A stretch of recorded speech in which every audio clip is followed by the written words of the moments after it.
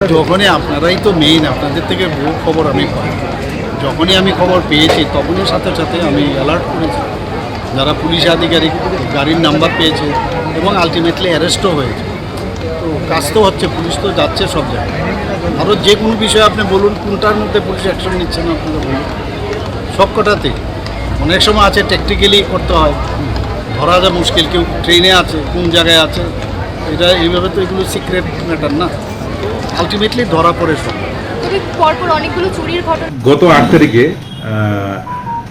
একটি ঘটনা ঘটে। বিকাল অনুমান 5টা নাগাদ রাজ্য পুলিশের আরক্ষা প্রশাসনের যে ট্রাফিক দপ্তরের বিপ্লব দত্ত একজন এএসআই, উনি বর্তলাতে ডিউটিতে ছিলেন। তো এমন সময় উনি খবর আসে যে একটা গাড়ি কাউকে ধাক্কা মেরে এসছে। তো উনি সেই গাড়িটিকে আটকানোর চেষ্টা করলে সেই গাড়িটি ওনাকে ছিটকে বিপজ্জনকভাবে গাড়ির উপর, গাড়ি ওনার উপর দিয়ে নিয়ে যাচ্ছিল। যেভাবে উনি নিজেকে সামলে গাড়ির সামনে ধরে এনিহাও নিজেকে বাঁচিয়েছেন এবং একসময় ড্রাইভার ওনাকে নিয়ে স্টিল ব্রিজের এদিকে, বটতলা পেরিয়ে যে ফরেস্ট অফিস ছিল সেখানকার স্টিল ব্রিজের এখানে নিয়ে ফেলেছে। পরবর্তী সময়ে ওই বিষয় নিয়ে আমরা একটি তদন্ত শুরু করি সুনির্দিষ্ট অভিযোগের ভিত্তিতে, এবং আমরা সেই গাড়ির ড্রাইভার এবং এই গাড়ির যে কেয়ারটেকার দুজনকেই আমরা এই কেসে অ্যারেস্ট করি এবং গাড়ির ড্রাইভারকে আমরা পুলিশ রিমান্ডে প্রেয়ার দিয়ে আজকে পুলিশ রিমান্ডে এনেছি। তো আমাদের উদ্দেশ্য হচ্ছে কেন এই গাড়ি এভাবে চালিয়েছিল এবং ওর উদ্দেশ্য কী ছিল, এবং এই ঘটনায় যে বিপজ্জনকভাবে চালিয়েছিল তার পেছনে অন্য কোনো কারণ ছিল কিনা।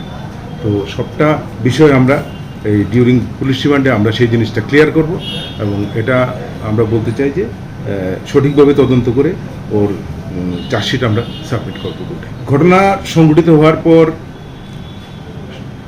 যেই সহযোগিতাগুলি পুলিশকে করার দরকার ছিল সেইগুলি না করে বিভিন্নভাবে আমাদের তদন্তকে বিভিন্নভাবে মোটিভেটেড করেছে। গাড়ির মালিকের নাম কি স্যার? এগুলি এখন আমি বলবো না তদন্ত স্বার্থে। আমরা আমাদের জাস্টিফিকেশন দিয়েছি, সেটা তো কোর্ট চিন্তা করবে। আচ্ছা, একজনকে রিমান্ড পেয়ে একজনকে স্যার ধারাগুলি কী কী লাগানো হয়েছে? ধারাগুলি আমি আপনাকে যেটা সহজে করি, অ্যাটেম্প টু মার্ডার আছে। এটা অপহরণ না না, অপহরণ সরাসরি মেরে ফেলার একটা, সেটা আপনারা দেখেছেন, আপনারা মিডিয়ার বিভিন্ন চ্যানেলগুলিতে আপনারা দেখেছেন কি বিভৎসভাবে নিয়েছে। আজ বটতলা ট্রাফিক এএসআই কেসে পুলিশ দুজনকে অ্যারেস্ট করে। একজন হচ্ছে প্রণয় মজুমদার, আরেকজন হচ্ছে প্রসেনজিৎ পাল। তাদেরকে অ্যারেস্ট করার পর গতকাল রাত্রে অ্যারেস্ট করে এবং আজকে কোর্টে প্রডিউস করে with the prayer for 5 days police remand.